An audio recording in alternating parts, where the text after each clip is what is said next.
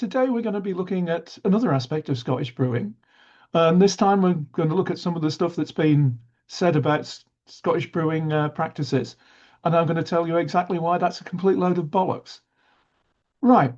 There are three things that are often said about Scottish brewing, which is cool fermentations, which took a couple of weeks at almost lager-like temperatures, very long boils of the first wort to make it down into a sort of syrup, which was used for colouring the beers, and that Scottish brewers didn't use many hops because hops didn't grow in Scotland and they didn't want to buy them from the English and resented spending the money south of the border. So let's go through those one by one. Um, cool fermentation temperatures. I think I know where this one comes from. It comes from Roberts, who published a book called The Scottish Ale Brewer in, I think, either the late 1840s or early 1850s. And he says there that the Scots fermented really cold and that it took ages for the beers to ferment and stuff like this. Except I can't find any proof of this in the brewing records. I've looked pretty closely at this. In fact, I added columns to my spreadsheets for length of fermentation and fermentation temperatures, exactly so I could check this out. And I've looked at this and I can see no difference between the fermentation temperatures in England and in Scotland. Admittedly, some of the pitching temperatures in Scotland are relatively low. So normally I'd say a base fermentation temperature for an average strength beer is about 60 degrees Fahrenheit. You find Scottish beers that are being pitched at 55 or 56, which is quite cool. But there's a reason for this. It's because they're very strong. And so these are beers that have got gravities 1090, 1100. And so there's going to be more heat generated during fermentation. And that's why they're pitched colder. When you look at the maximum fermentation temperatures and the temperature that most of the fermentation takes place at, they're just the same as in England. There's no appreciable difference. So and the length of fermentation is the same as in England. It's, 6 or 7 days, something like that, which is, yeah, pretty well standard throughout the UK. So no difference in Scottish practices. Um, Boiling down the first runnings. I have no idea. Well, this one seems to have come from someone going to Caledonian and seeing their direct fired coppers and assuming that they were, I don't know, deliberately getting colour for it during the boil. This is not the case. In fact, where the colour comes from in Scottish beer in the 20th century is far more prosaic. It's just caramel. They just threw in caramel to get the colour they wanted. And often the same beer they'd colour up different shades using different amounts of caramel because different markets expected the beers to be different colours. So yeah, in fact, some of the boils in the 19th century are incredibly short. William Younger sometimes only boiled for 60 minutes, and this is their strong beers when they're brewing them single guile.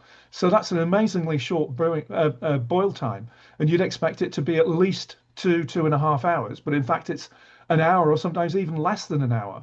So it's the complete opposite of what's said that in a certain period, this is in the middle of the 19th century. When you get later, then the boils got longer, but they're still just the same as in England. There's no real difference. I've looked at this quite carefully, and I can find no appreciable difference. Boil times go up and down. They tended to go down during the World Wars when they were trying to save fuel. Um, but no, long boils for the first wort. No, in fact, usually the first wort was boiled for the shortest length of time because he didn't really need to concentrate it all that much. It's later worts that tended to have longer boils, but still not boiling down into a syrup. And as for hops, yeah, well, I can see some of the thing about the Scots not using very many hops because that's quite true in the 20th century. But you go back to the 19th century, and the early IPAs and pale ales they were brewing in Scotland hopped just like the ones in England. The hopping rate does tend to go down towards the end of the 19th century, and definitely when you get into the 20th century, it's reduced, and there does seem to be a they do seem to be using fewer hops than in England, but that seems to mostly be a case of just Scottish taste in beer, and they wanted sweeter beer than in England, or not as bitter beer as in England. And as for the hops, well, you have to realise that in the 19th century, the second half, British brewers were importing hops from all over the world because the UK hop industry just couldn't keep pace with the amount of beer being brewed in the UK. And so hops were coming in from all over the place. And so the Scots weren't necessarily using English hops. William Younger, in fact, used a lot of SARS. Um, and also when Youngers were what Youngers did, they shipped beer down to London by ship.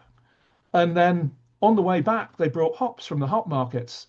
So they actually had quite good access to hops and didn't have to economize with them just for purely financial reasons. It was, yeah, just because of Scottish tastes were different. That's why they ended up using fewer hops. And just to finish, smoked malt, don't get me started on that. I once put together a map to demonstrate how all the Scottish breweries were nowhere near there were peat deposits, and in fact, mostly accumulated around where there were loads of coal deposits.